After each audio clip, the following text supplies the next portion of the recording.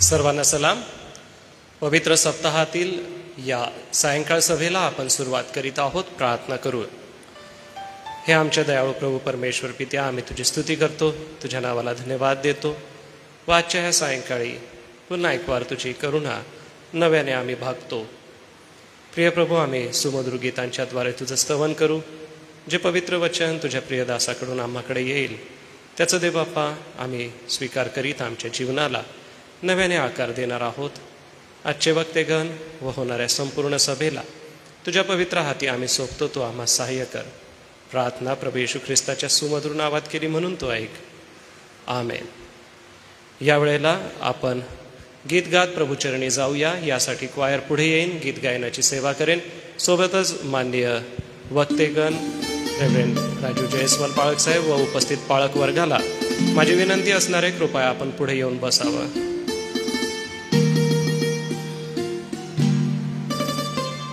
सर्वांना प्रभू येशूच्या नावात सलाम. या आपण आजच्या सायंकालिक प्रार्थना सभेला सुरुवात करीत असताना सर्वप्रथम आपल्या उद्धारक प्रभू येशूला शरण जाऊ. एक सुंदर गीत आपण यावेळेला गाणार आहोत. देवा तू माझ्या प्रभू नकोस दूर जाऊ, अपराध माझे तू स्मरुनी, जाऊ नको संतापुनी.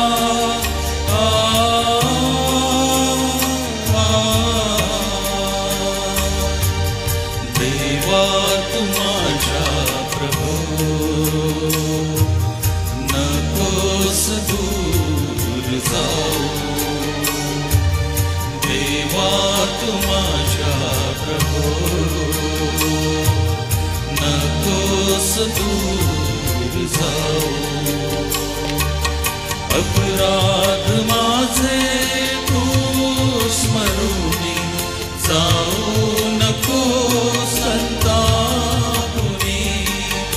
अपराध माझे तू स्मरुनी, जाऊ नको संतापुनी.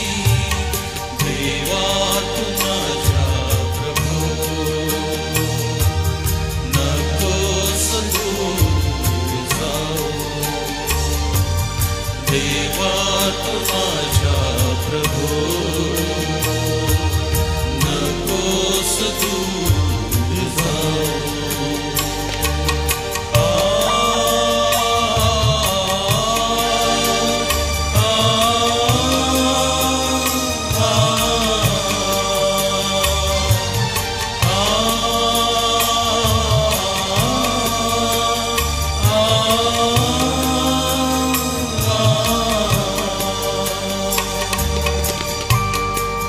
तुझ विन राया मी जाऊ कुठे, प्रभू राया मी भटकू कुठे.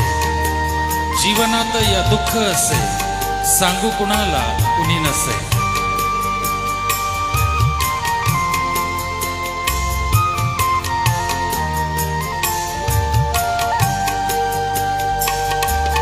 तुझ विन राया मी जाऊ कुठे, प्रभू राया मी भटकू कुठे. तुझ विन राया मी जाऊ कुठे, प्रभू राया मी भटकू कुठे. जीवनात या दुःख असे, सांगू कुणाला कुणी नसे. जीवनात या दुःख असे, सांगू कुणाला कुणी नसे.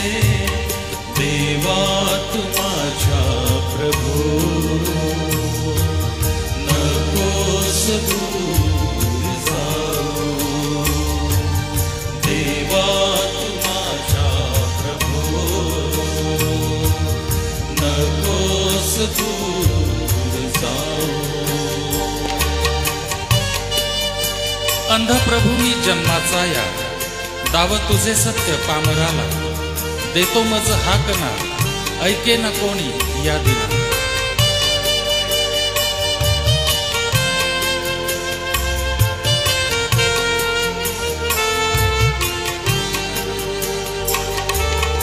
अंध प्रभू मी जन्माचा या, दाव तुझे सत्य पामराला.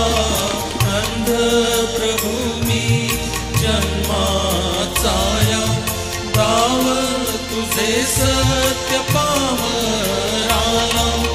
देतो मज हाकना, ऐके न कोणी या दिना. देतो मज हाकना, ऐके न कोणी या दिना. देवा तू माझ्या प्रभू, नकोस दूर जाऊ. देवा तू माझ्या प्रभू, नकोस दूर जाऊ.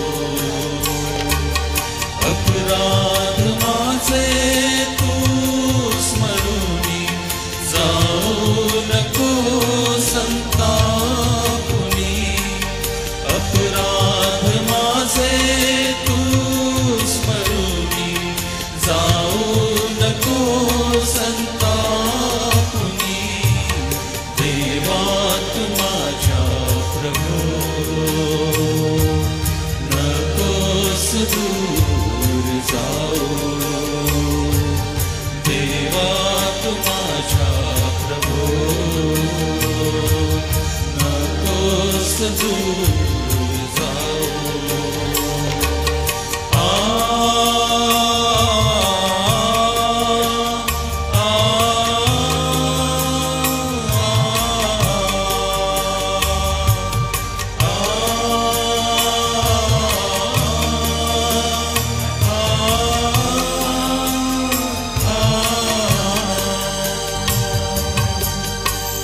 प्रभूची स्तुती असो.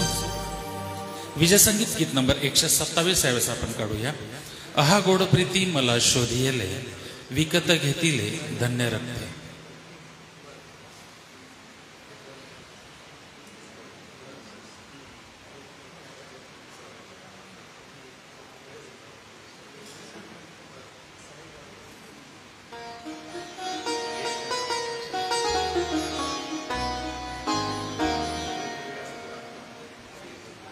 विजय संगीत गीत नंबर 127.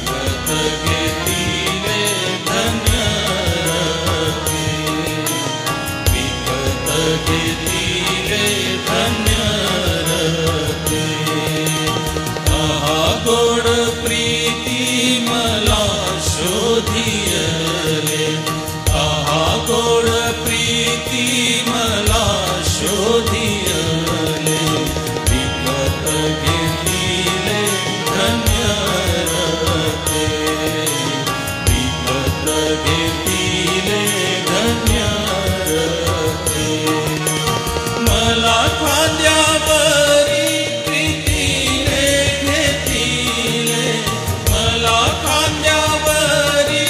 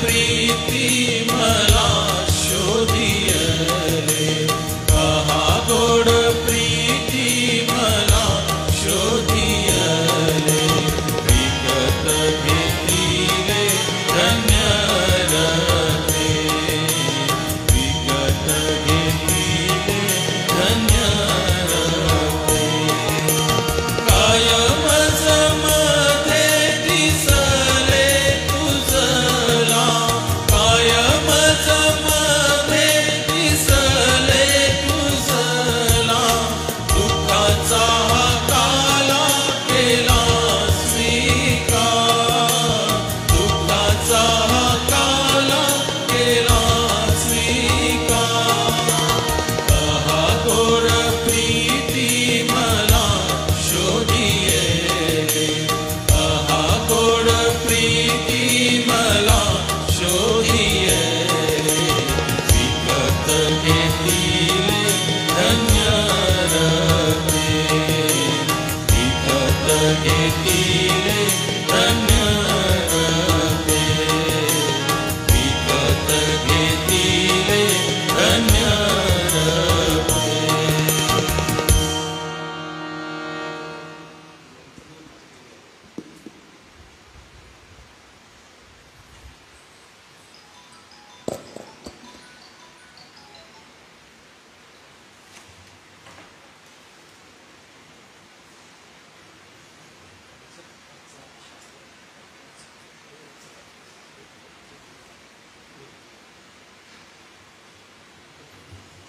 परमेश्वराला धन्यवाद असो, कारण की या पवित्र सप्ताहाच्या सायंकाळच्या या सभेला आपण प्रार्थनापूर्वक प्रारंभ केलेला आहे आणि ही सुमधुर गीतं आम्हाला प्रभूच्या समक्षतेचा आनंद आणि आशीर्वाद देत असतात.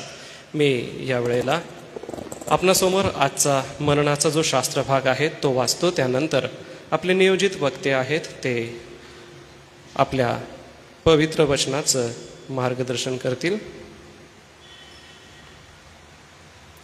मी आपणा सगळ्यांसमोर मत्तयाचं शुभवर्तमान 21वा अध्याय काढण्याची मी आपणाला विनंती करेन. मत्तयाचं शुभवर्तमान अध्याय 21 व या 21व्या अध्यायामध्ये 12 ते 19 ही वचनं जी आहेत, कृपा करून आपण त्याच्याकडे बघा. मत्तय अध्याय 21 12 ते 19 वचन. मंदिराचे शुद्धीकरण. नंतर येशू मंदिरात गेला. मंदिरात जे क्रय विक्रय करीत होते त्या सर्वांना त्याने बाहेर घालवून दिले. सराफांचे चौरंग व कबुतरे विकणाऱ्यांच्या बैठकी पालथ्या केल्या आणि त्यास म्हटले, माझ्या घरास प्रार्थना मंदिर म्हणतील असे लिहिले आहे, परंतु तुम्ही ते लुटारूंची गुहा करीत आहात. मग आंधळे व लंगडे त्याच्याकडे मंदिरात आले आणि त्यांना त्याने बरे केले.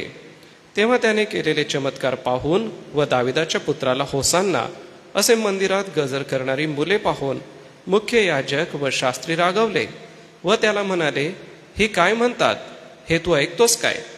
येशूने त्यास म्हटले, हो, बाळके व तानी मुले ह्यांच्या मुखातून तू स्तुती पूर्ण करविली आहे, हे तुमच्या वाचनात कधी आले नाही काय? नंतर तो त्यास सोडून नगराबाहेर बेथानीस गेला व तेथे वस्तीस राहिला. अंजिराचे निष्फळ झाड. मग सकाळी तो परत नगरात येत असता त्याला भूक लागली आणि वाटेवर अंजिराचे एक झाड होते. ते पाहून तो त्याच्याजवळ गेला, पण पानांशिवाय त्याला त्यावर काही मिळाले नाही. मग त्याने त्याला म्हटले, यापुढे तुला फळ कधी न येऊ. आणि ते अंजिराचे झाड ताबडतोब वाळून गेले. देवबाप ही वचने आशीर्वादित करो. मी आपणा सगळ्यांच्या उपस्थितीमध्ये आपले नियोजित वक्ते सन्मान्य रेव्हरंड राजीव जयस्वाल पाळक साहेब आपलं स्वागत करतो व पुढील वेळ वचनाच्या सेवेसाठी मी आपणाला आमंत्रित करतो.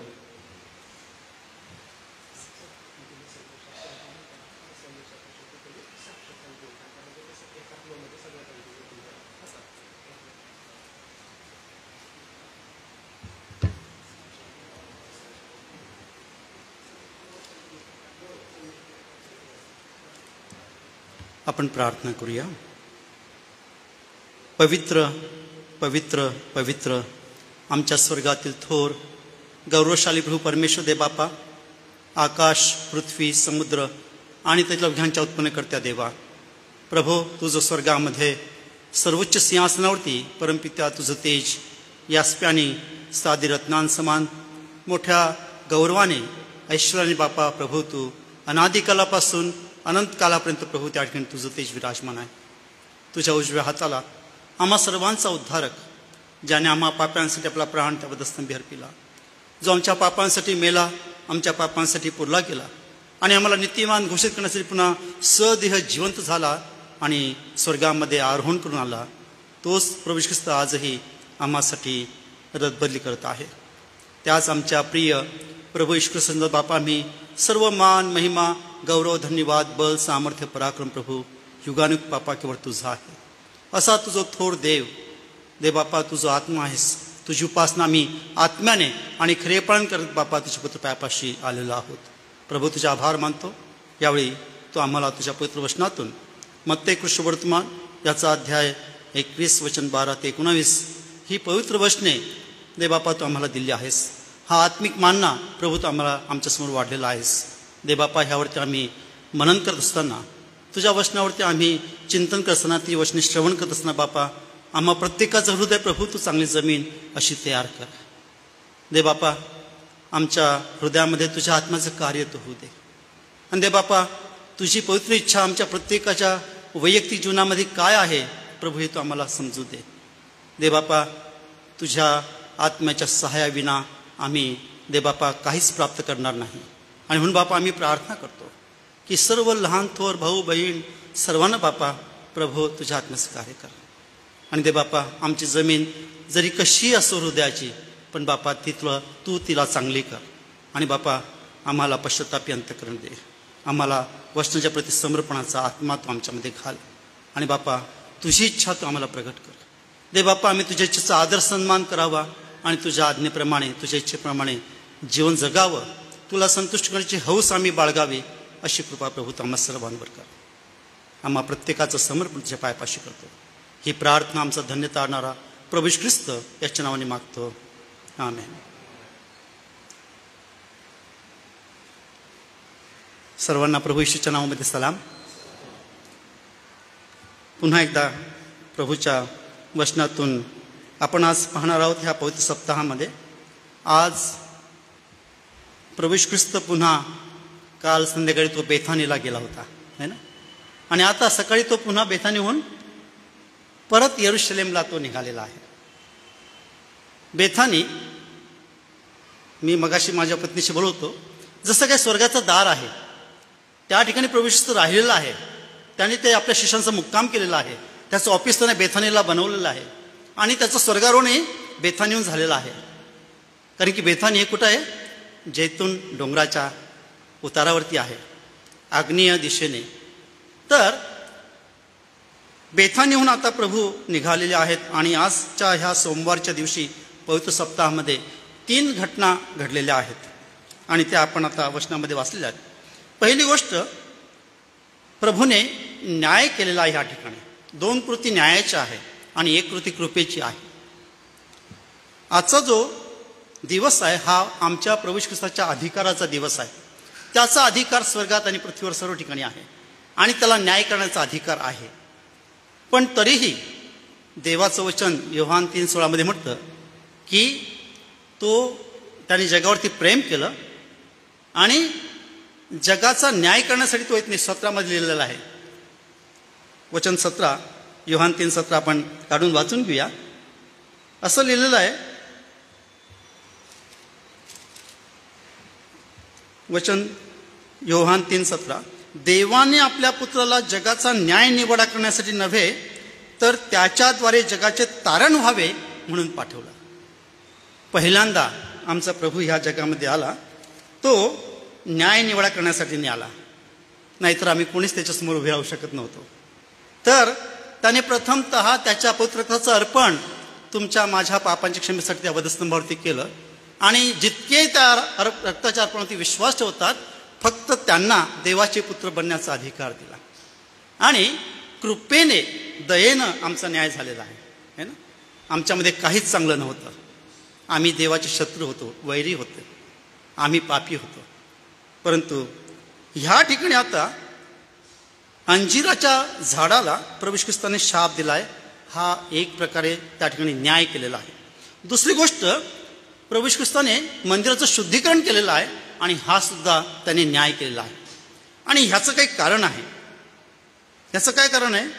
कारण की इस्रायल राष्ट्र जे की देवाचे अभिषिक्त होते, देवाने त्यांना निवडलेलं होतं. अब्रामामध्ये जे ख्रिस्त मूळ आहे, जेव्हा इसाकाचं अभिवचन दिलं सारेला आणि अब्रामाला, तेव्हा येशू ख्रिस्त त्याच्यामध्ये बीज रूपाने होता अब्राहामध्ये, असं एक वचन आहे. मला वाटतं गलती क्रॉसपत्रामध्ये असावं. तर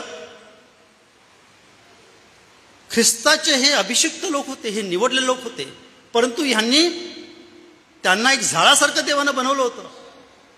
त्यांना खूप आशीर्वाद दिले होते. दुधामादाचा प्रदेश आणून त्यामध्ये त्यांना वसवलं होतं यहोशवाद्वारे. आणि 32 राजांना त्यांनी पराभूत केलं होतं त्या यहोशवानं त्या ठिकाणच्या कनान प्रांतामध्ये. हे सर्व करूनही त्यांनी आध्यात्मिक फळ ते उपजवत नव्हते. आणि म्हणून देवाने एक चिन्हांकित म्हणून या ठिकाणी त्या अंजिराच्या झाडाला काय दिलेलं आहे? शाप दिलेला आहे. आता इस्रायल राष्ट्रासाठी बायबलमध्ये वेगवेगळ्या झाडांची उपमा दिलेली आहे. इस्रायलला जैतून सुद्धा म्हटलेलं आहे. जैतून का म्हटलं तर इस्रायलच्या शांती, शहाणपण, चैतन्य याचं प्रतीक ते आहे. जैतुनाचं तेल हे अगदी प्रसिद्ध आहे, ऑलिव्ह ऑइल, आणि ते आज आम्ही पण वापरतो आता आमच्या देशामध्ये, है ना. त्याच्याद्वारे देवानं इस्रायलला आशीर्वाद दिला आणि इस्रायलमध्ये शांती, शहाणपण आणि चैतन्य देवाने दिलं. दुसरं म्हटलेलं आहे, जेव्हा जेव्हा द्राक्षवेल हा शब्द आलाय ना, तो इस्रायलसाठी आहे बायबलमध्ये. प्रभू येशू ख्रिस्त म्हणतात की मी खरा द्राक्षवेल आहे आणि तुम्ही फाटे आहात. जोपर्यंत तुम्ही माझ्यामध्ये राहत नाही तुम्हाला फळ देता येत नाही. म्हणून इस्रायलला द्राक्षवेल म्हटलेलं आहे आणि इस्रायलचे देवाबरोबरचे संबंध द्राक्षवेल दर्शवतो.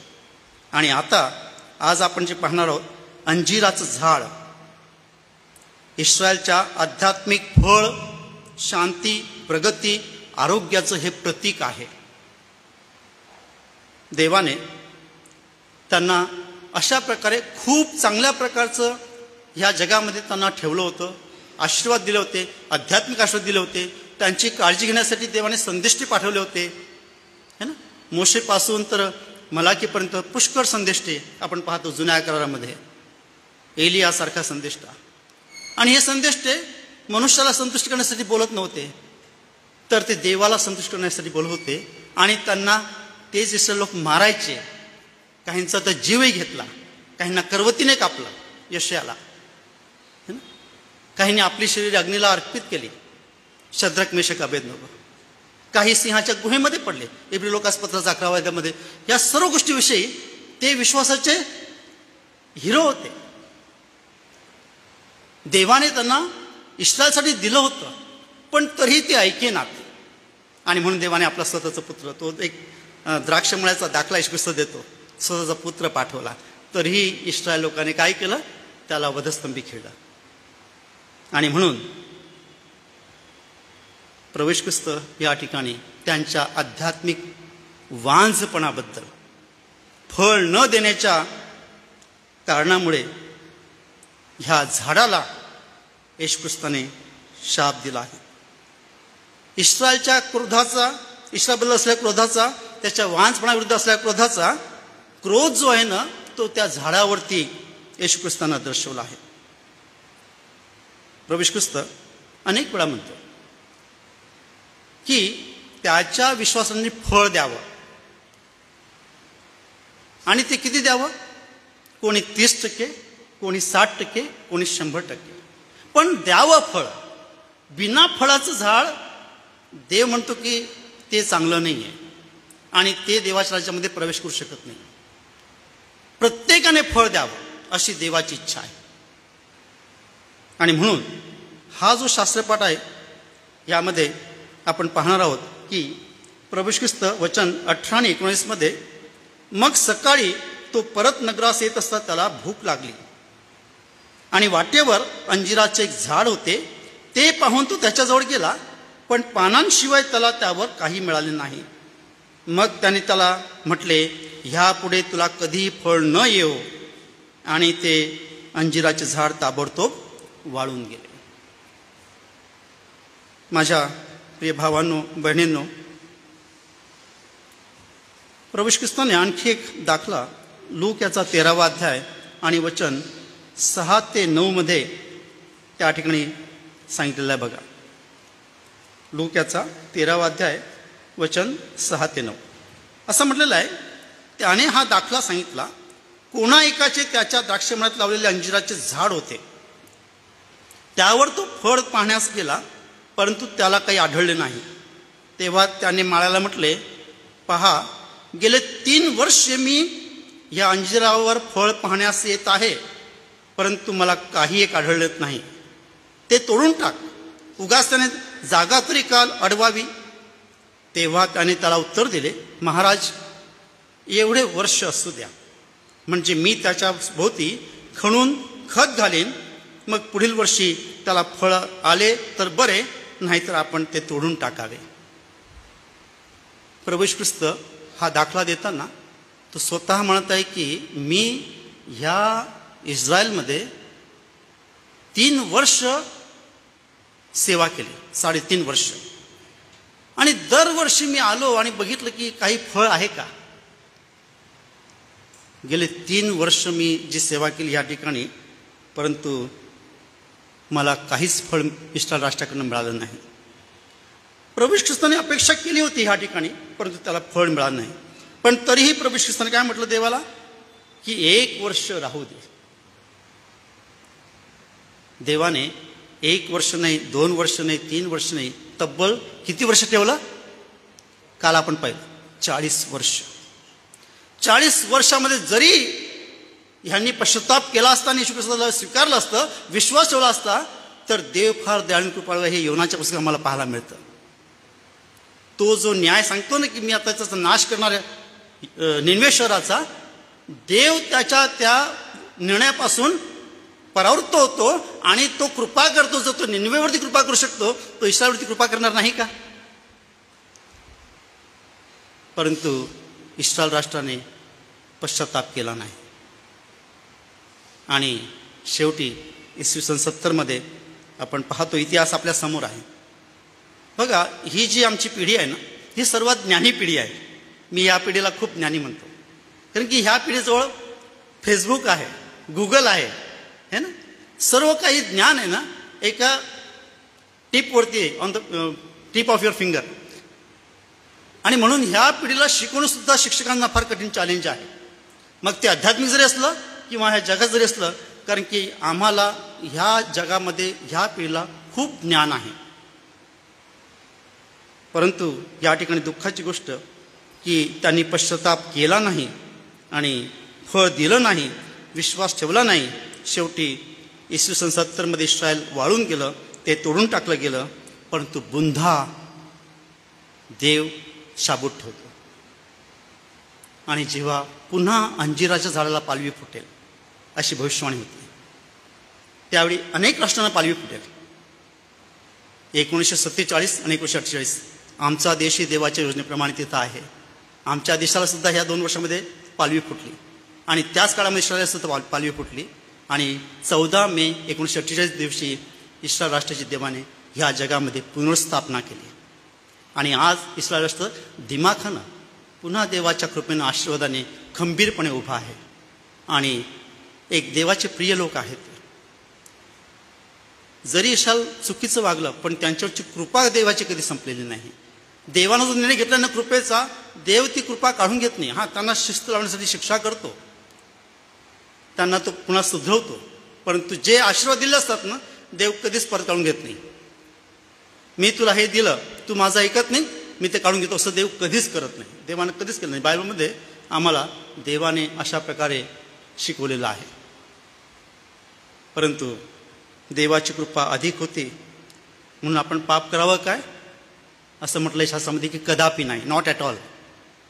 आम्ही देवाच्या कृपेमध्ये राहावं आणि पापापासून दूर राहावं. वचन 12 आणि 13 यावेळी आपण वाचूया. असं म्हटलंय, नंतर येशू देवाच्या मंदिरात गेला आणि मंदिरात जे क्रय विक्रय करत होते त्या सर्वांना त्याने बाहेर घालून दिले.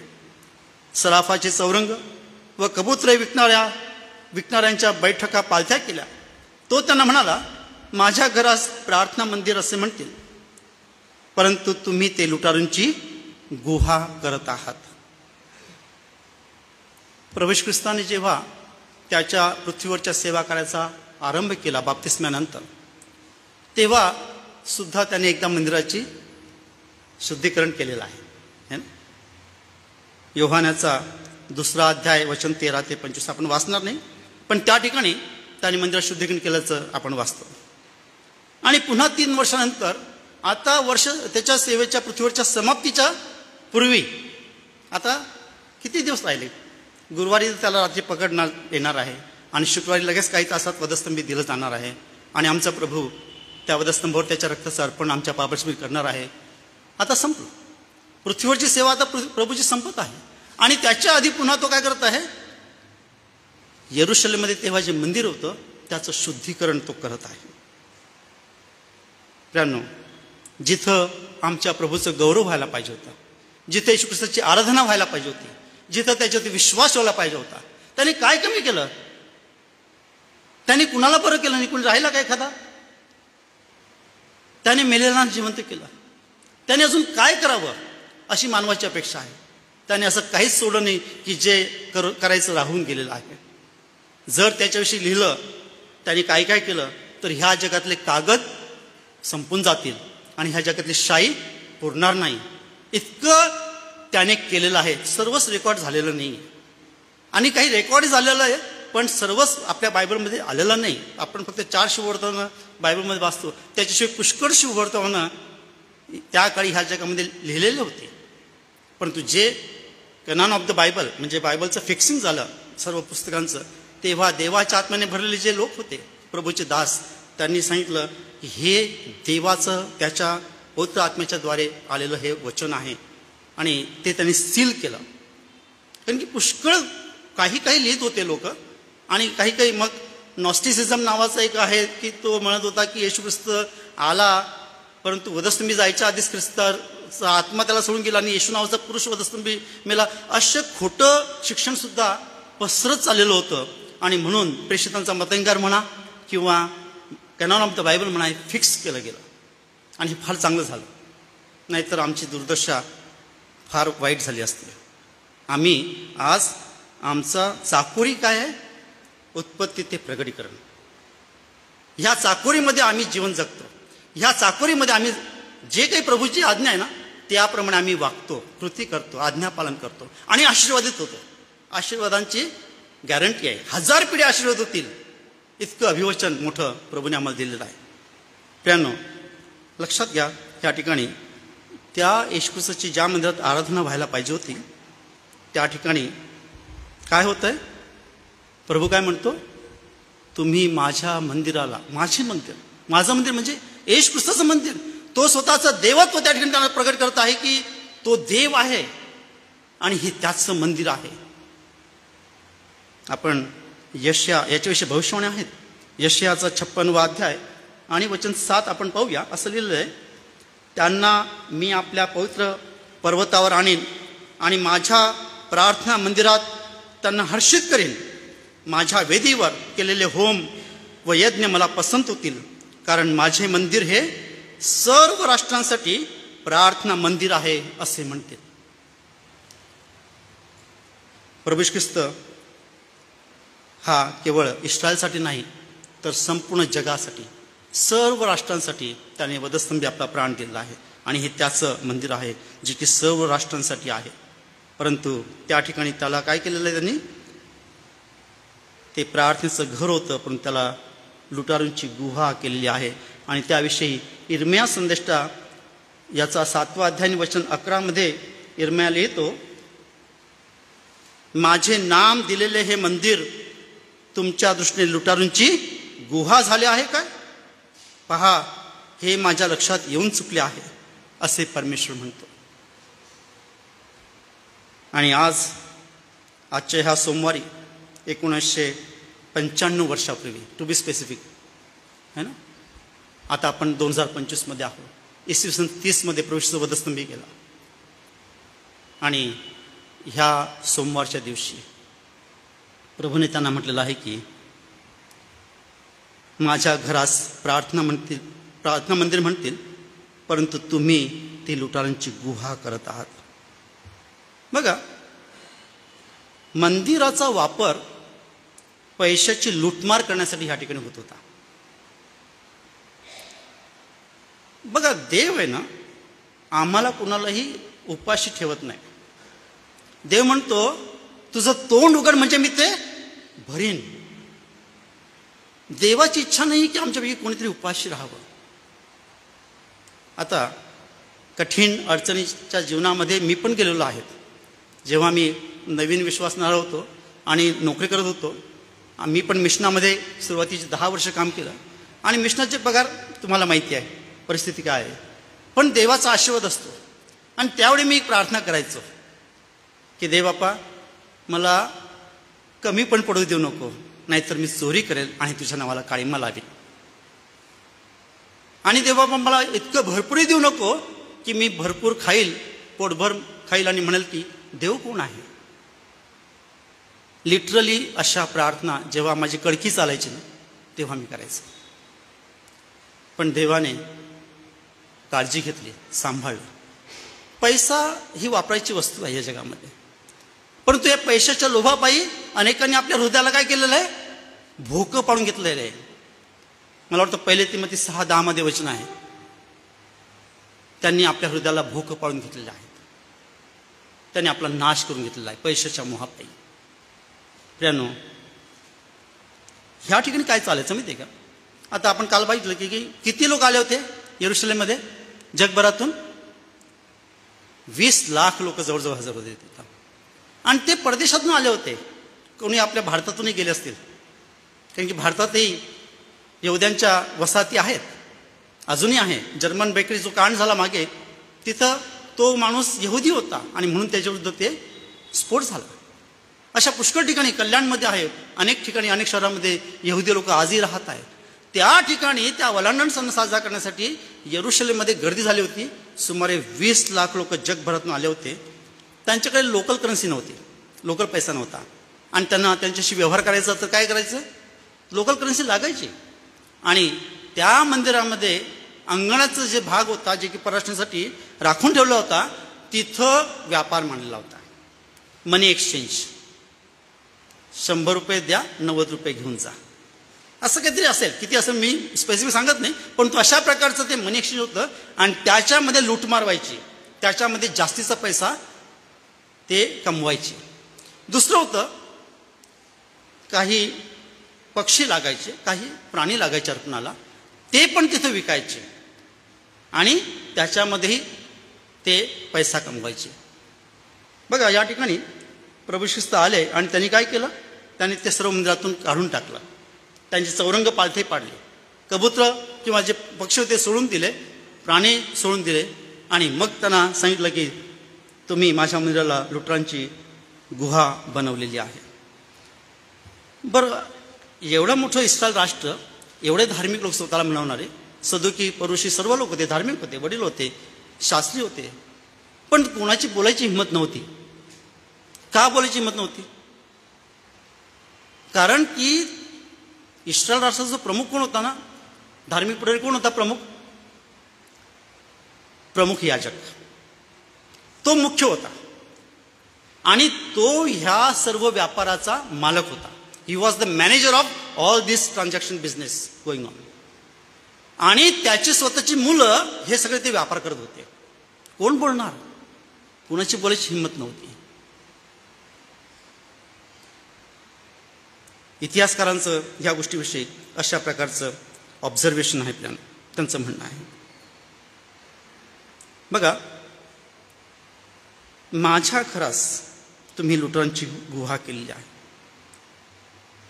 प्रियानो, गुहा म्हणजे काय? गुहा म्हणजे लपण्याची जागा, बरोबर आहे.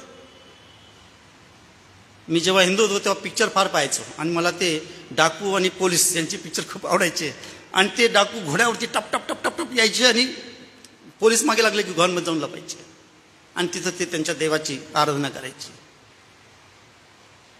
गुहा देवाच्या मंदिराला त्यांनी लपण्याची जागा बनवली होती. कशासाठी? त्यांचं जे पाप होतं ना, ते लपवण्याची जागा त्यांनी बनवली होती.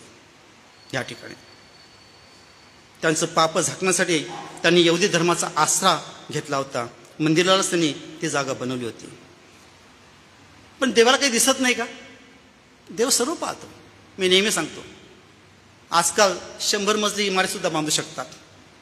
आणि आम्ही तळघरात जरी असलो ना, तरी देव ते 100 स्लॅब क्रॉस करून आम्हाला त्याची नजर आम्हाला शोधते आणि पाहते. आणि आम्ही काय करतो? देव म्हणतो, तुझं बसणं, उठणं, चालणं, बोलणं, निजणं, एकंदर वर्तनक्रमाची माहिती मला आहे.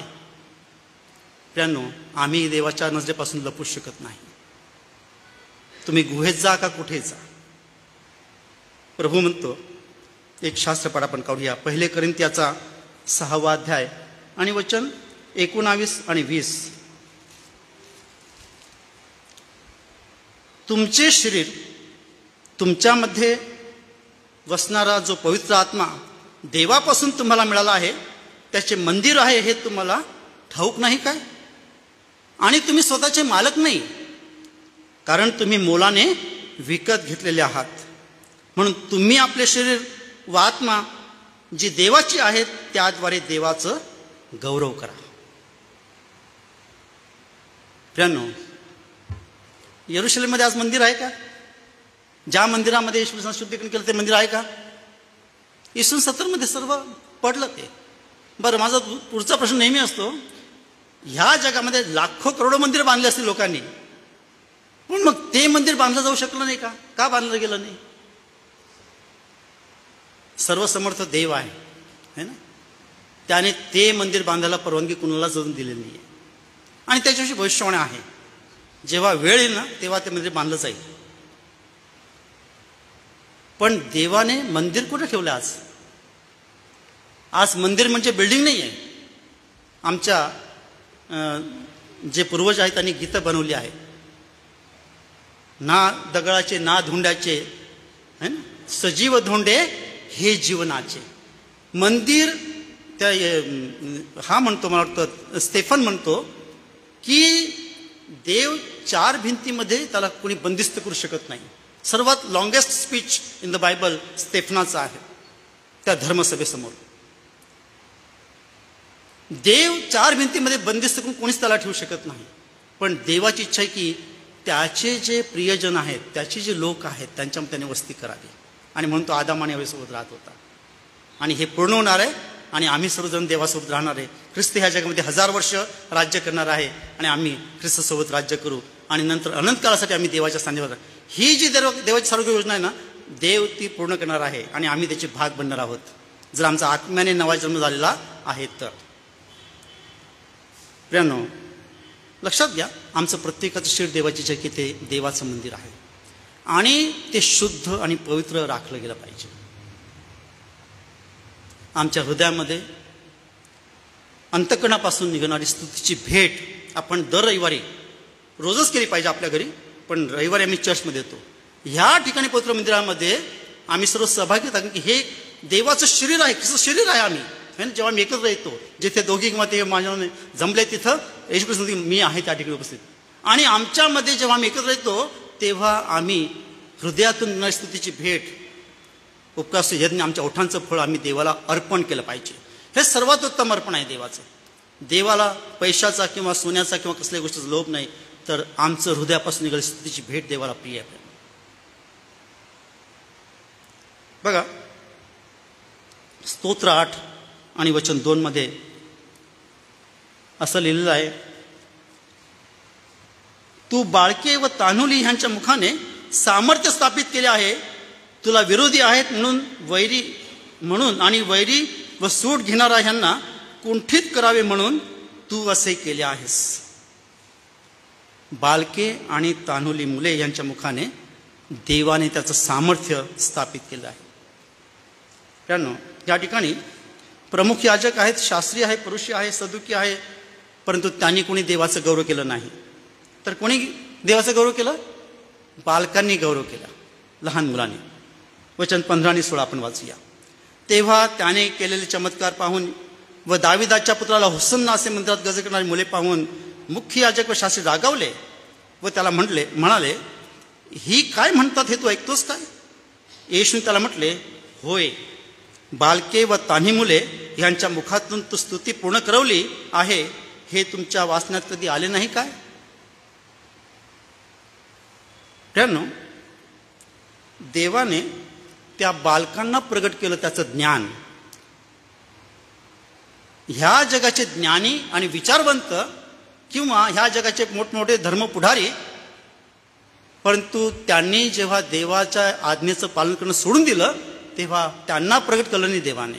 तर देवाने कोणाला प्रगट केलं? तुमच्या माझ्यासारख्या परराष्ट्रीयांना.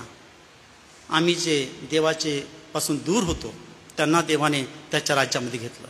काल आपण पाहिलं की देवाचं राज्य आता इस्रायलमधून काढून घेतलं. तो एक दाखला येशूने सांगितला, तो पण द्राक्षमण्याचा दाखला आहे, है ना. त्यांनी पुत्राला मारून टाकलं, मग तो काय करेल असं येशूने त्या पुरुषांना, त्या धर्मशास्त्राने प्रश्न केला. तर त्यांनी उत्तर दिलं की मग तो मालक येईल आणि त्याच्या हातातून द्राक्षमळा काढून घेईल आणि जे लायक आहे त्यांच्या हातात तो देईल. आणि ते येशूने म्हटलं की बरोबर केलं आणि हेच होणार आहे. देवाचं राज्य त्यांच्यातून काढून घेतलं जाईल आणि जे योग्य आहे, जे लायक आहे ना, त्यांना ते दिलं जाईल. आणि पुनरुत्थित ख्रिस्ताने पवित्र आत्मा पाठवला. तिथून पुढे मंडळी सुरू झाली. पवित्र आत्मा आला आणि मग सर्व जगभर पसरले. पण यहुदाचा, इस्रायलचा प्राधान्यक्रम देवाने कायम ठेवला. आणि म्हणून जिथे जिथे प्रेषित गेले ना, प्रेषित कृत्य आम्ही पाहतो, तिथे तर कुठं गेले आधी? ते डायरेक्ट परराष्ट्रांकडे गेले का? नाही, ते आधी सभास्थानं जायचे. मग ते रोममध्येच जरी गेले ना, जेव्हा पौल रोममध्ये पोहोचला तेव्हा त्याने काय केलं? त्या रोमच्या सगळ्या यहुद्यांना एका ठिकाणी एकत्र केलं. आणि माझ्या भाऊ यहुद्यांनी मला इथं माझ्यावरती आरोप ठेवून मला पाठवलंय, मला शिक्षा केली. माझा काही गुन्हा नव्हता. 2 वर्ष मी कैसरियाच्या तुरुंगात राहिलो. इसवी सन मला वाटतं 51-53, 2 वर्ष त्याला विदाऊट FIR. त्याच्यावरती आरोपच नाही आहे. तो कोण? तो फेलिक्स आणि फेस्त हे गव्हर्नर होते, हे न्यायनिवाडा होते, पण तो FIRच नव्हता, त्याच्यावरती आरोपच निश्चित नव्हते, पण तरी त्याला 2 वर्ष थांबून ठेवलं होतं. मग तो त्याला म्हटला, मला वाटतं सेकंड गव्हर्नर, तुला यरुशलेमला पाठवायचं का? पौल म्हटला, मी कैसराकडे न्याय मागतो. आणि मग त्याला, तू कैसराकडे न्याय मागितला म्हणून तुला रोमला पाठवतो. आणि अशा प्रकारे एक इव्हँजलिस्ट म्हणून जाण्याची इच्छा असलेला पौल, सुवार्थ सांगायची रोममध्ये त्याला इच्छा होती. कारण की रोम त्यावेळी जगाचं प्रमुख केंद्र स्थान होतं. रोम राजधानी होती रोज जगाची. आणि रोममध्ये सर्व राष्ट्रांचे नॅशनल्स त्यावेळी राहत होते. आणि म्हणून रोममध्ये सुवार्थ सांगावी म्हणजे सर्व जगाला सुवार्थ सांगितलं जाईल, असा एक त्याचा विश्वास आहे या ठिकाणी पौलाचा. आणि एक सुवार्थिक म्हणून जाण्याची तो रोमक्रसपत्रामध्ये बघा लिहितो, मला फार इच्छा आहे, जरी मी तुम्हाला पाहिलं नाही पण मला तुमच्याकडे यायची इच्छा आहे की मी तिथे येऊन सुवार्थ सांगेल. तिथं तो कसा पोहोचला? सुवार्थिक म्हणून नाही पोहोचला. सुवार्थिक होत असतो, पण एक कैदी बनून तो पोहोचला त्या ठिकाणी. पण त्याने पहिल्यांदा यहुद्यांना एकत्र केलं आणि नंतर मग त्याने त्या सम्राटाच्या सर्व अधिकाऱ्यांना त्यांनी सुवार्थ सांगितली. ते जे 4 शिफ्ट चालायच्या रोमच्या त्या तुरुंगामध्ये 4 सोल्जर असायचे, खडा पहारा होता पौलाच्या बाहेर.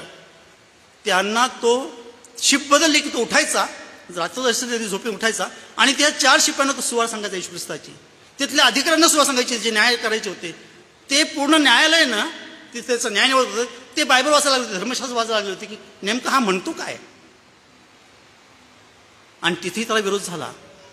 लक्षात घ्या माझ्या भावांनो आणि बहिणींनो, देवाची स्तुती करणं हे देवाला सर्वात प्रिय आहे. एक माझ्याकडे पुस्तक आहे, आता ते माझ्या एका भावाला मी दिलं, ते देवस्तुती एक स्फोटक शक्ती. आणि ह्याचा अनुभव मी आणि माझ्या कुटुंबाने घेतला आहे. माझी पत्नी इथं हजर आहे. 25 वर्षापूर्वी 2000 सालाची आधी तिला स्लिप डिस्कचा खूप त्रास होता आणि नाशिकचे चांगले मानांकित डॉक्टरकडे आम्ही दाखवलं होतं. MRI काढले होते. ती डिस्क बाहेर आलेली आहे, पाठीच्या मणक्याच्या कण्यातून ती जी डिस्क असते ती बाहेर आलेली आहे आणि तिला फार दुखायचं ते. आम्ही तिला ॲडमिट केलं डॉक्टरने ऑपरेशन करायला सांगितलं. आम्ही तयारी पण केली. त्यावेळी 35,000चा खर्च होता. आम्ही ते भरायची पण तयारी केली. पण आमचे काही भाऊ होते, बहिणी होत्या, ते म्हणे ब्रदर ऑपरेशन करू नका, नाही तर खाली पूर्ण लुळं पडतं शरीर म्हणे, तेव्हा ऑपरेशन करू नका, दुसरा काहीतरी करा.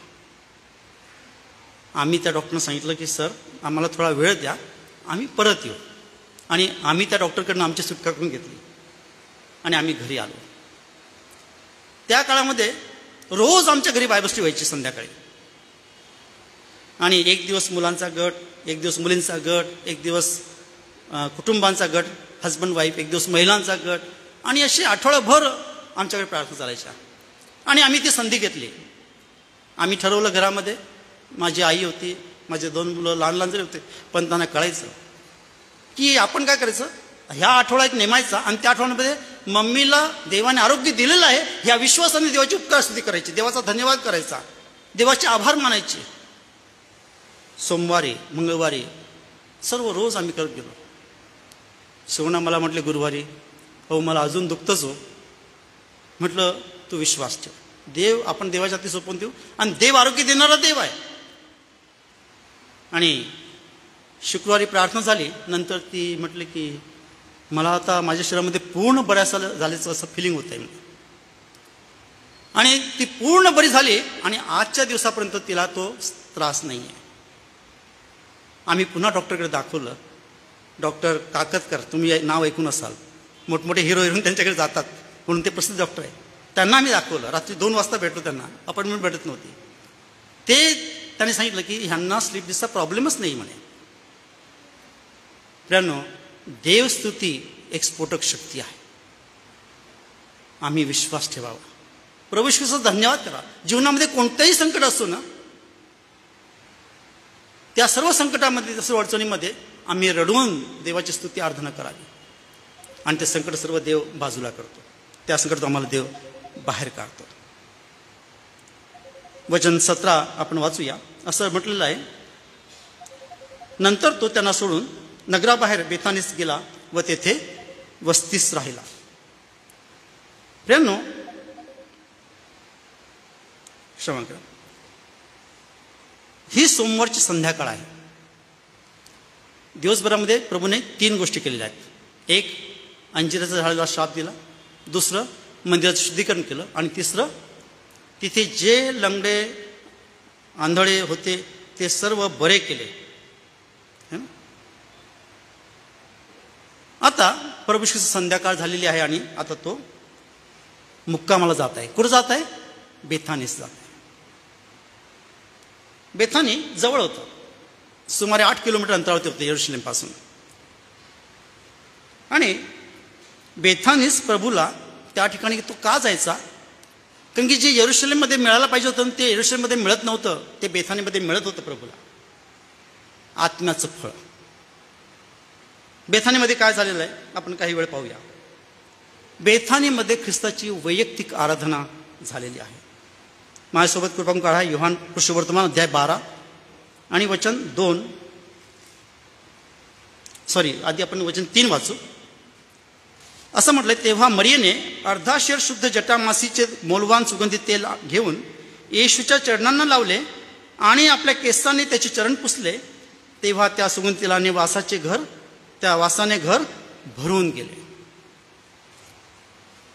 प्रभू येशू ख्रिस्ताला हे पाहिजे प्रियांनो. इथं वैयक्तिक आराधना कशी करावी, this is the best model in the Bible. हिने काय केलेलं आहे या बहिणीने, मरियेनं, जे उत्तमात उत्तम तिच्याकडे होतं, जे फार महागडं होतं, ते किती किंमत असू दे, ते तिनं प्रभूला दिलेलं आहे. मित्रांनो, देव आहे ना आमचं जीवन तर मागतो, पण जितकं आम्ही प्रभूला आमचं सर्व काही देऊ ना, तितकं तो त्याच्याद्वारे अधिक आशीर्वाद आम्हाला करतो. देवाला आमचं घर पाहिजे, देवाला आमचा पैसा पाहिजे, देवाला आमचे लेकरं पाहिजे, देवाला आमचं पूर्ण परिवार पाहिजे, देवाला आमचं सर्वस्व मी दिलं पाहिजे. कारण की ते कुणी दिलं आम्हाला? देवानेच दिलं ना. आणि जर देवाला आपण दिलं ना तर देव अजून 1000 पटीने अधिक उन्नत करतो, आशीर्वाद करतो, वृद्धिंगत करतो. या ठिकाणी ह्या बहिणींना शुद्ध जटामासेचं मौल्यवान सुगंध तेल आणलं आणि ते येशूच्या चरणाला लावलं आणि आपल्या केसांनी त्याचे चरण पुसले. तेव्हा त्या सुगंध तेलाने त्या वासाने घर भरून गेलं आहे. ही वैयक्तिक आराधना बेथानीमध्ये व्हायची. बेथानीमध्ये कौटुंबिक आराधना व्हायची. वचन 2 मध्ये, त्याच अध्यायाचं वचन 2. म्हणून त्यांनी तेथे त्यांच्यासाठी जेवणावळ केली. तेव्हा मार्था वाढत होती आणि लाजर त्यांच्या पंक्तीस बसणाऱ्यांपैकी एक होता. हे जे लाजराचं कुटुंब आहे ना, मार्था, मरिया, लाजर, हे तिघं बहीण भाऊ त्या गावामध्ये खूप प्रसिद्ध होते. आणि इस्रायल लोक, ते यरूशलेममधून काही लोक आले होते. जेव्हा त्याने उठवलं ना प्रभूने 11व्या अध्यायामध्ये लाजराला 4थ्या दिवशी मरणातून जेवण केलं, तेव्हा त्यांना भेटायला ते पुष्कळ आले होते, त्यांचे नातेवाईक किंवा ओळखीचे लोक. त्या ठिकाणी त्यांनी कुटुंबाने देवाची आराधना केलेली आहे आणि सर्वांना जेवण दिलेलं आहे. आणि त्या ठिकाणी प्रभूच्या पंक्तीस लाजर बसलेला आहे. मार्था मरिया वाढत आहे. मित्रांनो, आमच्या घरामध्ये आपण हे निश्चित करतो आणि ही फार चांगली गोष्ट आहे की जे देवाचे प्रिय लोक आम्ही एकमेकाला भेटतो, येतो, आमच्या घरी प्रार्थना असते, तेव्हा अनेक वेळा आपण जेवणही देतो. आणि हे पण करणं चांगलं आहे. या पाहुणचाराविषयी योहानाच्या पत्रामध्ये खूप सुंदर रीतीनं वचन आहे की तुम्ही पाहुणचार करायला कमी पडू नका, देऊ नका. पाहुणचार करता करता देवदूतांचा पाहुणचार केलेला आहे ना. अब्रामाने देवदूतांचा पाहुणचार केला, येशू ख्रिस्ताचा पाहुणचार केला.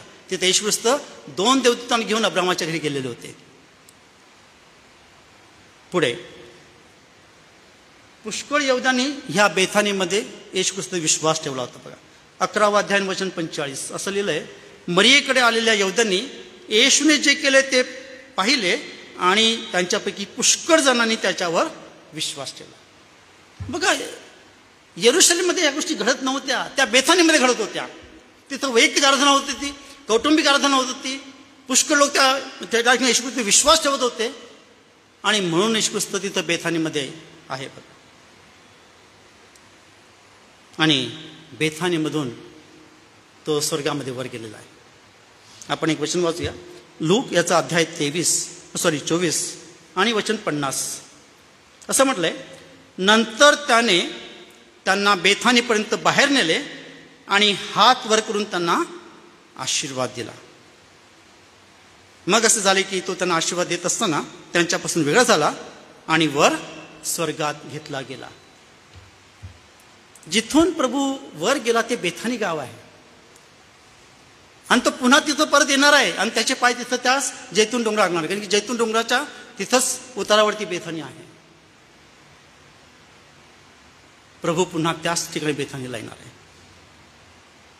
बरेच लोक आपल्या घराचं नाव बेथानी ठेवतात. प्रियानो, आमचं जीवन हे बेथानीच्या लोकांसारखं पाहिजे किंवा विशेषतः मरियेसारखं पाहिजे, मार्थेसारखं पाहिजे, लाजरासारखं पाहिजे. बघा, शेवटी देवाने ह्या ठिकाणी विशेषतः केलेलं आहे की त्याने मंदिराचं शुद्धीकरण केलेलं आहे.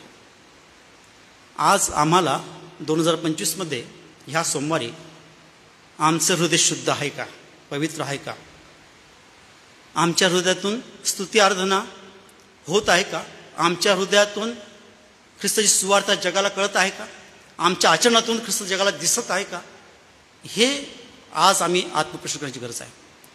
कारण आज ह्या वर्षामध्ये, आजच्या ह्या युगामध्ये आम्ही राहत आहोत, आम्ही ख्रिस्ती विश्वासाने भाऊ बहीण आहोत. बायबल काय म्हणतं? बायबल म्हणतं की आता हा लौदिकेच्या मंडळीचा काळ आहे, बरोबर आहे. लौदिकेच्या मंडळीच्या काळामध्ये आणखी 3 मंडळींचे लोक ह्या जगात आहे, कारण की तो काळ संपलेला नाही आहे, तो अजून कंटिन्युएशनमध्ये आहे आणि ह्या जगात त्याही मंडळीचे लोक आहेत.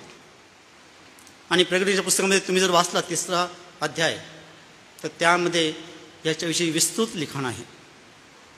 बघा, आज कोणते लोक आहेत? 4 मंडळ्या. थुअतीराची मंडळी आज आहे, कारण की बघा तिचा जो काळ आहे तो आहे इसवी सन 606 ते महासंकट काळ. म्हणजे थुअतीराची मंडळीचे लोक आहेत ना, महासंकट काळामध्ये जातात, त्यांचं रॅप्चरमध्ये वाटा नाही त्यांना, लक्षात घ्या. दुसरी मंडळी आहे सार्दिसची, तिचा काळ आहे इसवी सन 1520 ते महासंकट काळ, ती सुद्धा महासंकटात जाते, लोकांतरामध्ये वाटा नाही आहे. तिसरी मंडळी आहे फिलाडेल्फिया, तिचा काळ आहे 1750 ते लोकांतर. आता ही मंडळी आम्हाला कॉन्सन्ट्रेट करायला पाहिजे. बघा, आमचं आत्मिक हित जिथं पाहिजे असतं ना, तिथं आम्ही जायला पाहिजे की नाही जायला पाहिजे. आमचा फायदा आम्हाला कळला पाहिजे आत्मिक जीवनामध्ये. ह्या जगाच्या गोष्टी सोडून द्या, पण आम्हाला स्वर्गात जायचंय ना, तर आमचा फायदा कोणत्या मंडळीमध्ये राहणार आहे.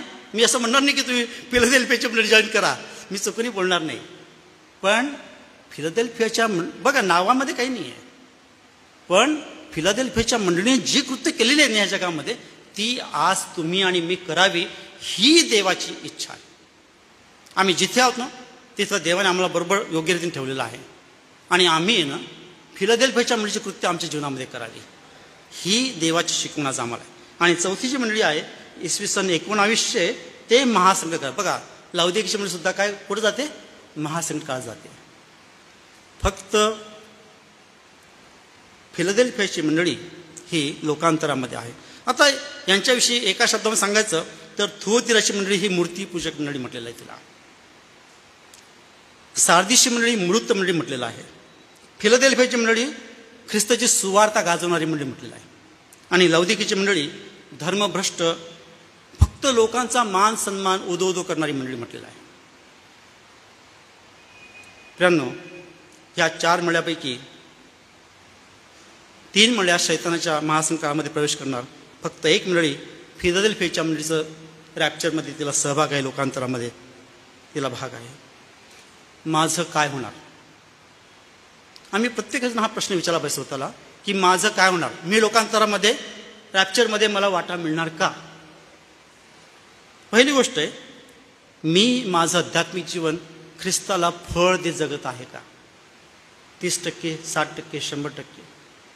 आमचं सर्वांचं सारखं राहणार नाही जीवन, कमी जास्त असणार, पण आम्ही फळ दिलं पाहिजे. मी कोणत्या प्रकारचं झाड आहे? फळ देणं झाड आहे का ते फळ नसलेलं झाड आहे? या जगामध्ये आत्मिक जीवनाचं फळ देणारं झाड मी असलं पाहिजे. देव आमचं जीवनाला झाड म्हटलेलं देवाने. माझं शरीर जिवंत देवाचं मंदिर आहे का? माझ्या जीवनातून देवाची स्तुती आराधना, देवाचं गौरव,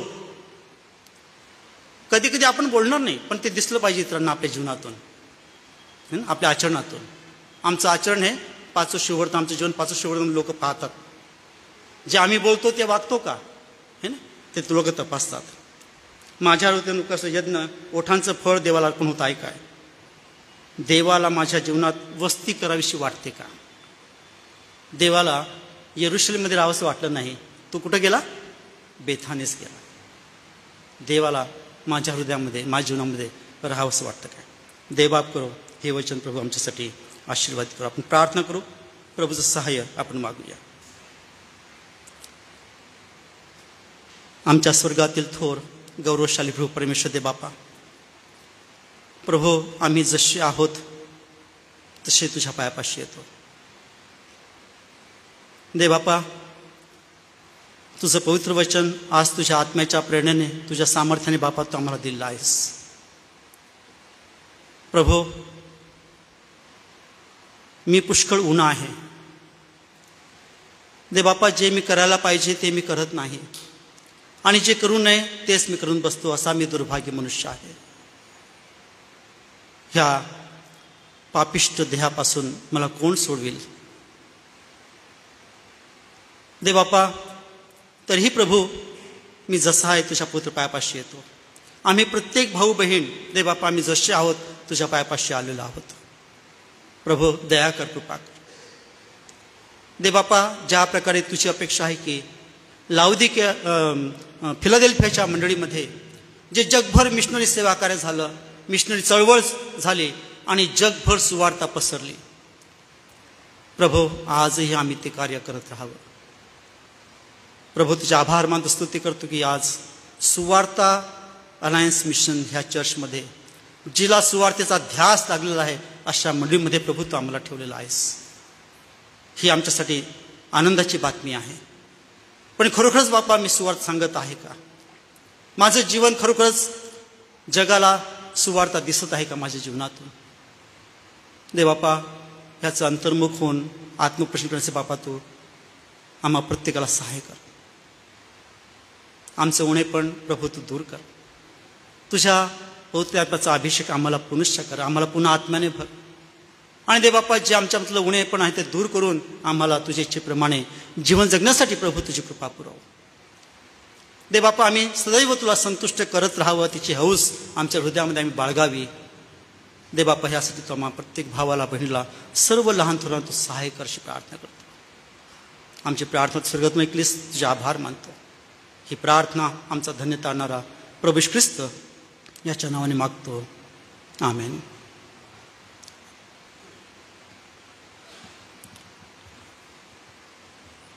मी पाडेसाहेबांना विनंती केली होती की मला थोडा वेळ द्या आणि मी माझी साक्ष तुम्हाला सांगू इच्छितो. चालेल ना? 10-15 मिनटं. तर प्रियांनो, उद्या परवा थोडं जरा जास्त इव्हेंट्स आहेत प्रभूने केलेले. मंगळचा दिवस the busiest day of the Lord in this world. 20 घटना आहे आणि बुधवारचा दिवस शांततेचा दिवस म्हणून मी काय केलं आहे, उद्या आपण 10 गोष्टी पाहणार आणि बुधवारी 10 गोष्टी पाहणार. तर वेळ नाही उद्या परवा, म्हणून मी माझी साक्षी म्हटलं आज सांगूया. आवडेल ना ऐकायला? बरं, थँक्यू. तर 1981 1 ऑगस्ट 1981 माझ्या इच्छेच्या विरुद्ध मी तिथं VTCमध्ये जे की लेप्रसी मिशनचं आहे, मी तिथं मला माझ्या बाबांनी ॲडमिट केलं. मी नाही म्हटलं. तिथं ते लेप्रसी हॉस्पिटल होतं, ते बंद केलं आणि लेप्रसी बॅकग्राऊंडच्या मुलांना तिथं रिहॅबिलिटेशन सेंटरचा एक प्रोजेक्ट म्हणून VTC गव्हर्नमेंट ITI सुरू केलं. माझ्या बाबांनी म्हटलं की बेटा तिथं तू जा.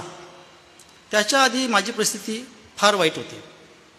मी 10वी पास झालो होतो.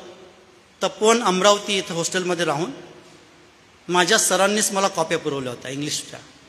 ते मी लाडका होतो, ते असे चिटोरी घेऊन यायचे आणि मला देऊन टाकायचे. फिल इन द ब्लँक, हे ते ॲन्सर करेक्ट रॉंग जे काही असेल ते सर्व मला ते द्यायचे आणि मला 55% मार्क तसे मिळाले होते इंग्लिशमध्ये. पण इंग्लिश मला यायचं नाही. 12वीला मी नाशिकमध्ये आलो. तिथं फक्त मराठी पास झालो.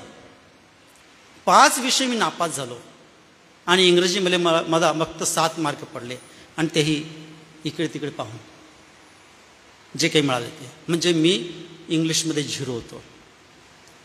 आणि आता मी इथं ॲडमिशन घेतली होती ती इंग्लिश स्टेनोग्राफी शिकण्यासाठी.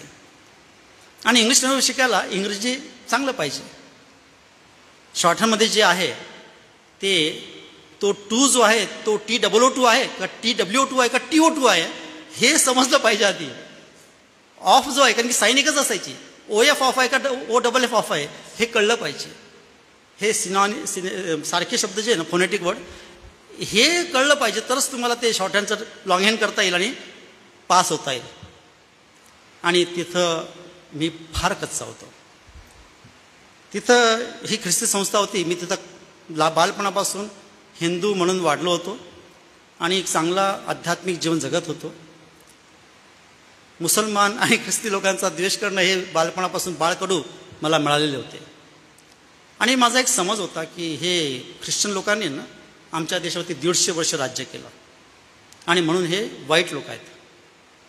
आणि म्हणून मी बाबांना म्हटलं की हे लोक ख्रिस्ती करतील, मी नाही जात तिथं. तेव्हा बाबा मला म्हटले की नाही बेटा, असं नाही. ज्यांची इच्छा असते विश्वास ठेवायची येशू ख्रिस्त तेच फक्त त्यांना स्वीकारतात. नाहीतर पुष्कळ लोक तिथे जातात आणि बाहेर पडतात. तुझा फायदा करून घे, तू शिकून घे आणि तू निघून जा. तुला नाही स्वीकारायचं नको स्वीकारू. म्हटलं हां, मी तिथं शिकेल, माझा फायदा करून घेईल, पण मी कधीच ख्रिस्ती होणार नाही आयुष्यामध्ये. ह्या एका अटीवरती बाबांना सांगून मी गेलो तिथं. पहिली मंथली टेस्ट झाली. दर महिन्याला मंथली टेस्ट व्हायची तिथं आमची. आणि इंग्लिशमध्ये मला फक्त 17 मार्क पडले. माझ्या क्लासमध्ये मी एकदम बॉटम लाईनला होतो. माझा एक मित्र आला, श्याम महाजन नावाचा, तो आता मागेच प्रभूकडे गेला. आमची दोघांची गट्टी होती चांगली. तो आला आणि मला जोरात चापड मारली त्याने गालावरती की काय राजू, तू सगळ्यात खालचा आहे तू वर्गामध्ये, तुला काहीच येत नाही. आता त्याला काय उत्तर देऊ मी? चूक माझीच होती, मलाच येत नव्हतं. मग एक असाच नवाकरा होता तिथं सर्व फुकट होतं बघा. मला एक गोष्ट सांगायची आहे, सगळं फ्री होतं. मी तिथलं मिशनाचं खायचो, मिशनाचेच कपडे घालायचो, मिशनाचीच गादी, सर्व काही. आणि परून मिशन मला 25 रुपये दर महिन्याला पॉकेटमध्ये द्यायचे तेल साबण वगैरे घेण्यासाठी. मिशनच मला पुस्तक पुरवायचे, वह्या पाहिजे तेवढ्या पेन्सिली, ते शॉर्टला खूप पेन्सिल लागायच्या, खूप वह्या लागायच्या, सर्व द्यायचे. तर त्या ठिकाणी एक नवा करार आला गिडियन्सचा, तोही फ्री. आणि सहज मी ते मागून असं उलटं बघत गेलो. ते प्रगट करण्यात काय माझ्या डोक्याच्या वरून गेलं ते. मग तिथं एक याकोबाचं पत्र होतं, त्याचं पहिलं अध्याय 5वं वचन तिथं मी थांबलो. ते वचन असं आहे, जो कोणी ज्ञानाने उणा आहे त्याने देवाकडे मागावं आणि देव त्याला विना प्रश्न विचारता उदारपणे देणग्या देणारा देव आहे. 6 वचन आहे, पण मागणारा विश्वास असला पाहिजे. नाहीतर समुद्राची लाट कुठून येते कुठे जाते ही त्याला जसं कळत नाही तसं संशय धरण्याचं आहे, त्याला काहीच मिळणार नाही प्रभूकडून, हेही तिथं म्हटलेलं होतं. आणि ते वचन मी खूप वारंवार वाचलं आणि त्यावरती मी विचार केला. तोपर्यंत मी सुवार्ता ऐकली होती. रोज सकाळी तिथं सुरुवातीला जरी मी पहिल्या महिन्यामध्ये गेलो तिथं मी हनुमान चालीसा म्हणायचो, सर्व लोक गाणे म्हणायचे येशूचे. आणि समोर जाऊन तिथला स्टाफ, तिथले सुप्रिंट साहेब, NRNBC तेव्हा सुप्रिंट होते, वॉर्डन आम्हाला शशिकांत वाघमारे होते, तिथलेच नंदुरबारचेच आहेत ते, तुम्ही ओळखत असाल कदाचित. हां, त्यांचे वडील सॅम्युअल वाघमारे. हां, ते आम्हाला वॉर्डन होते तिथं. तर ते पण शिकवायचे. बुधवारी आमची बायबल शिवायची, शनिवारी बायबल शिवायची, फार सुंदर रीतीने शिकवायचे सर्व. मला हळूहळू सुवार्ता कानी आलेली होती. आणि त्यावेळी मी विचार केला की मी सर्व काही केलं जीवनामध्ये. मी फुलांचे हार बनवले, माझ्या स्वतःच्या हाताने फुलं तोडून ते ओळून वाहिले, सर्व काही केलं मी. पांढरं लावला टिळा, शेंदुरी टिळा लावला, काळा टिळा लावला, सर्व रंगाचे टिळा लावले, पिवळा टिळा लावला, सर्व काही केलं, उपास तापास केले, पण बुद्धी काही येत नव्हती. जी परीक्षा देणार ना त्याच्यात नापासच होणार अशी माझी अवस्था होती. माझ्या कपाळावरती एक लेबल होतं, फेल्ड, आयुष्यामध्ये फेल्ड, अपयशी. माझी माँ वारलेली होती, ते एक दुःख माझ्या मनामध्ये होतं. आणि असा अशांत हृदयाचा, येशू ख्रिस्त म्हणतात ना, अहो कष्टी भारागण जणू तुम्ही सर्व मस्करी, आम्ही तुम्हाला विसावा देईन. हे वचन सर्व ऐकायचो, पण एका बाजूला कोपऱ्यामध्ये कुठतरी एक, मी हिंदू धर्माचा रक्षक आहे, मी आवेशी हिंदू आहे, ह्या पण गोष्टी होत्या. पण शेवटी ग्राउंड रियालिटी मी पाहिली की काय आहे, सत्य कुठं आहे. जो विश्वास उत्पन्न करता देव आहे, जीवन देव आहे, तो आजही बोलतो. आणि आम्ही जर त्याच्यात विश्वास ठेवला, तो तुम्ही राष्ट्रीय वाचनात दाखल मागा म्हणजे मी तुम्हाला देईल, इथपर्यंत तो अभिवचन देतो. हा देव वेगळा देव आहे. आणि मी त्यावेळी निर्णय घेतला माझ्या मनामध्ये, मी कुणाला काही बोललो नाही, निर्णय घेतला की मी येशू ख्रिस्तावरती विश्वास ठेवेन. सर्व लाखो दैवत मी नाकारेल आणि आता फक्त मी येशू ख्रिस्तावरती विश्वास ठेवेन. तिथं एक चापल होतं. मुलं 10 वाजता लाईट ऑफ व्हायचा, झोपून जायचा असा नियम होता. पण माझ्यावरती विशेष देवाची कृपा होती की ती चापल मला उघडता येत होती, त्याला फक्त कडी असायची. मी ते उघडायचो. समोरचा फक्त एक लाईट होता बारीकसा, तिथं वरती आणि तिथं खाली क्रॉस होता, तो फक्त एक लाईट लावायचो. आणि जरी मी हिंदू होतो पण त्या पुलपीटच्या बाजूला त्या वेदीवरती जाऊन मी बसायचो, गुडघ्यावरती जाऊन, आणि रडून पश्चाताप करायचो. माझी सर्व पापे मी त्या ठिकाणी प्रभूच्या पायापाशी कबूल केली आणि येशू ख्रिस्त विश्वास ठेवला. आणि म्हटलं, प्रभू मी आता तुझा आहे, मला फक्त एकच दे, मला माझ्या पापासाठी तू मेलास, हा मी विश्वास ठेवतो. तू मला तुझा पुत्र म्हणून स्वीकार आणि मला फक्त एकच दान दे, मला बुद्धी दे. बुद्धी नाही आहे मला, मी निर्बुद्ध खेचर आहे, मला काहीच कळत नाही, जी परीक्षा देतो ती मी नापासच होतो, मला तू ज्ञान दे. फक्त ते एक गोष्ट मी देवाकडे मागितले. आणि मी प्रार्थना आणि अभ्यास या दोन्ही गोष्टी मी करायला लागलो. त्यानंतर पुढच्या महिन्याची टेस्ट झाली, त्याच्यामध्ये माझे मार्क 36 अशा प्रकारचे आले पाहिजे. त्याच्या पुढे 45, असे हळूहळू माझे मार्क वाढत गेले. 51, 70, 80, 85 असे माझे मार्क दर महिन्याला वाढत गेले आणि वार्षिक परीक्षेमध्ये मी माझ्या क्लासमध्ये पहिला आलो.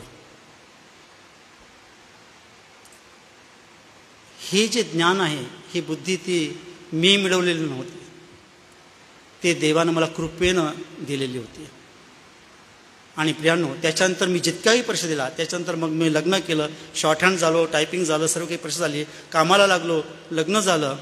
तोपर्यंत मी 10वी पासच आणि ITI फक्त ते, आणि शॉर्ट हँड टायपिंगच्या काही परीक्षा एक्झाम पास झालेलं. 100 पास होतो. 120चा रिझल्ट माझा कायम रिझर्व्ड असायचा. देवाने मला नापास म्हणून पाठवलं नाही, निकाल रिझर्व्ड असायचा. मग लग्नानंतर मी 130च्या मागे लागलो. 120 आणि 130 एकदाच फक्त 130 दिली, 6 वेळा 120 दिली, तेही उपवास करून प्रार्थना केला.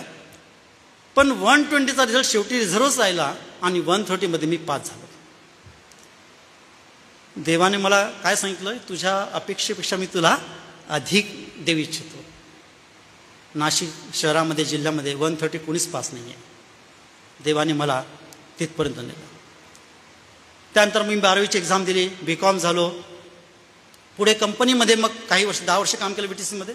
मग कंपनीमध्ये गेलो, तिथं मी परचेस डिपार्टमेंटला स्टेनो म्हणून कामाला लागलो.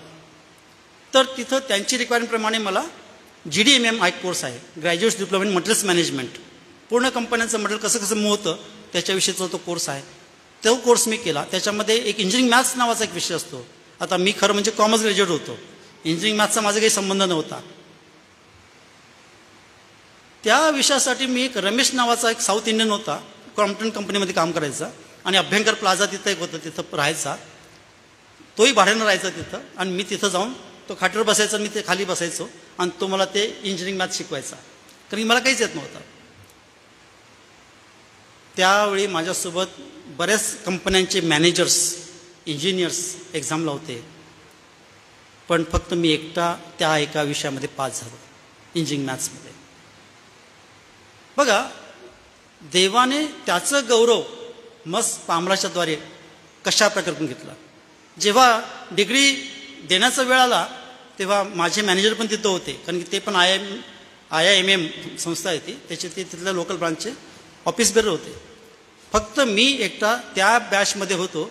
त्याच्या आधीचे नंतर पासआउट झालेले बाकीचे होते थोडेफार, पण माझ्या बॅचमधला मी एकटा होतो. देवाने अशा प्रकारे अद्भुत रीतीनं मला ज्ञान दिलं. त्याच्यानंतर मग मी UBS, आता येणार आहेत संजय सिंग सर, तर त्यावेळी मी तिथं ॲडमिशन घेतलं आणि तिथले बायबलचा कोर्स मी केला. अजून एक गोष्ट सांगायची, तिथं मी VTCमध्ये 2 वर्ष राहिलो ना, तिथं बाप्तिस्मा घ्यायचा मी निर्णय घेतला. मी माझ्या आईला सांगितलं, म्हणजे माझी दुसरी आई होती. आई म्हणे बाबांना सांग. मग मी बाबांना सांगितलं. बाबा म्हणे आजोबांना सांग. म्हटलं ठीक आहे, आजोबांना सांगतो. मग आजोबा खिरोद्याला राहायचे, रावेर तालुक्यामध्ये. मी पत्र लिहिलं तिथून, अंतर्देशीय की इथं मला जिवंत देवाची ओढ झालेली आहे आणि मला त्या देवाने आशीर्वाद केलेला आहे. आता मी त्या देवावरती विश्वास ठेवतो, तुम्ही मला परवानगी द्यावी अशी मी तुम्हाला विनंती करतो. माझ्या आजोबांचं पत्र आलं की राजू, तू आता लहानाचा मोठा झालास, तुला बुद्धी ज्ञान आली, पण तू जर ख्रिस्त झालास तर तुला ह्या घरामध्ये प्रवेश नाही. जरी आलास पाहुण्यासारखं येशील, पाहुण्यासारखं असशील, तुला एक खळकोही मिळणार नाही या घरातून. मी ते पत्र घेतलं आणि ठेवून दिलं आणि बाप्तिस्मा घेऊन टाकला. 1983 VTCमध्येच होतो मी तिथं. पुनरुत्थान दिनी 3 एप्रिल 1983 रेव्हरंड पाडलेंनी नासर्डी ब्रिजमध्ये माझा बाप्तिस्मा केला. कारण ते रेव्हरंड पाडले त्यावेळी VTCमध्ये यायचे, तिथले ते पालखी सेवा करत होते. तर तिथं मग वाघमारे सरांनी सांगितलं आणि त्यांनी मला पाळसरांना सांगून तो बाप्तिस्मा दिला. त्यावेळी माझ्या नातेवाईकांनी बरंच प्रेशर टाकलं. मी तुला टायपिंग इन्स्टिट्यूट उघडून देतो, त्यावेळी ते चालायचं जोरात, हे देतो ते देतो. म्हटलं मला काहीच नको, मला फक्त येशू पाहिजे, तुम्ही मला काहीच देऊ नका. मी त्यांच्याशी त्यावेळी माझ्या बुद्धीप्रमाणे वादविवाद पण घालायचो. येशू ख्रिस्त कसा देव आहे. माझा बाप्तिस्मा झाला आणि एक लग्न निघालं तिथं, माझ्या आते बहिणीचं संगीता, तिच्या लग्नाला मी गेलो. सगळे माझे भावंड त्यांनी मला भडीमारच केला की शिवाजी, आणि तो अधिकार मान्य करून तुला आम्ही शरण येतो. ते यासाठी की तू ज्या कार्यासाठी आम्हाला बोलावलं आहेस त्या कार्यासाठी आम्हाला प्रशिक्षित होऊन आज्ञापालन करण्याची क्षमता निर्माण व्हावी आणि आम्ही तुला संतोष व्हावं, तुला गौरव व्हावं अनेक लोक आणि आत्मे, हे जग, अनेक देश तुला ओळखणारे बाबे. म्हणून ही सुवर्ण संधी या दिवसात तू आम्हाला सर्वांना दिली. आमच्या प्रिय भारतभूमीमध्ये आम्हाला तू दिली, याबद्दल आम्ही तुझा धन्यवाद करतो. आणि तुझ्या वचनातून आम्हाला आध्यात्मिक धडा देत असताना प्रभू, आम्ही आमच्या तीनही क्षेत्रामध्ये दररोज चाचपणी करून तुझ्या पवित्र आत्म्याला संधी द्यावी. त्याने आम्हाला शुद्ध आणि पवित्र करून घडवत राहावं, सजवत राहावं आणि पुढे नेत राहावं. म्हणून तुझी कृपा आम्हा सर्वांना तू दे. तुझे दास रेव्हरंड जयस्वाल यांच्याद्वारे त्यांचं वचन आणि त्यांची साक्ष ही ज्यांच्यापर्यंत आज सायंकाळी पोहोचली आहे, प्रभू त्या सर्वांना तू स्पर्श कर. त्यांच्या मनाशी तू बोल. अनेकांना तू पश्चातापाचा आत्मा दे. अनेकांना माघारी आण. अनेक जण नाशाच्या गर्तेमध्ये उडी मारून निघून जाऊ नये, आपला जीव गमावू नये, म्हणून तू दया करावी. म्हणून त्यांना तू आवर घाल, अशी पण आम्ही तुला विनंती करतो. पुन्हा एकदा तुझा धन्यवाद करीत आम्ही होणाऱ्या उद्याच्या कार्यक्रमासाठी तुझ्याकडे कृपा मागतो. प्रभू, तू आमचं सहाय्य कर. लेकरांना आज तू सांभाळ. वेळेवर उद्या येण्याची कृपा तू दे. त्यांच्या ज्या काही गरजा आहेत ते तू भागव. मंडळीला हा आनंद दिसत असताना तो साजरा करण्यासाठी एकत्र येण्याची कृपा सुद्धा तू दे. जयस्वाल परिवारांना व या संपूर्ण गोत्राला आम्ही तुझ्या स्वाधीन करतो. तुझी कृपेची, मायेची पाखर या गोत्रावर राहू दे प्रभू. आणि अनेकांना तू पुढे आण, येशूची ओळख होऊ दे, अशी पण आम्ही तुला विनंती करतो. आजच्या रात्री तू आमचा सांभाळ कर आणि येणारा दिवस तुझ्या इच्छेने तू आमच्या आयुष्याला जोड. तू आमची प्रार्थना ऐकणारा देव, तुला मान, महिमा, गौरव देत आम्ही स्वतःला तुझ्या स्वाधीन करतो. तुझी इच्छा आमच्या जीवनात पूर्ण होऊ दे. ही विनंती आमचा तारणारा प्रभू येशू ख्रिस्त याच्याद्वारे देवापा तुला आम्ही सादर करतो. कृपा करून तू ऐक. आमेन. आपण सर्व आपल्या जागेवर उभं राहू. प्रभूने शिकवलेली प्रार्थना म्हणूया. हे आमच्या स्वर्गातील पित्या, तुझे नाव पवित्र मानिले जाऊ. तुझे राज्य येऊ. जसे स्वर्गात तसेच पृथ्वीवरही तुझ्या इच्छेप्रमाणे हो. आमची रोजची भाकर आज तू आम्हास दे. आणि जसे आम्ही आमच्या ऋणास ऋण सोडितो, तशीच तू आमची ऋणे आम्हास सोड. आणि आम्हास परीक्षेत आणू नकोस, तर आम्हा सर्व वाईटापासून सोडीव. कारण की राज्य, सामर्थ्य आणि गौरव हे सर्व काळ तुझीच आहे. आमेन. आणि आता आपला तारणारा प्रभू येशू ख्रिस्ताची कृपा, देवबापाची प्रीती आणि पवित्र आत्म्याची गोड संगती या रात्री इथे जमलेल्या सर्व लहान थोर सभासदांबरोबर, पास्टर जयस्वाल आणि त्यांच्या संपूर्ण कुटुंब परिवाराबरोबर, देवाची मंडळी आणि इस्रायल राष्ट्र याबरोबर आता आणि सदा सर्व काळ असो. आमेन. ईश्वरा तू मजला सांभाळ. आयुष्यभर राखीतो करावा प्रतिपाल. आमेन. सर्वांना सलाम.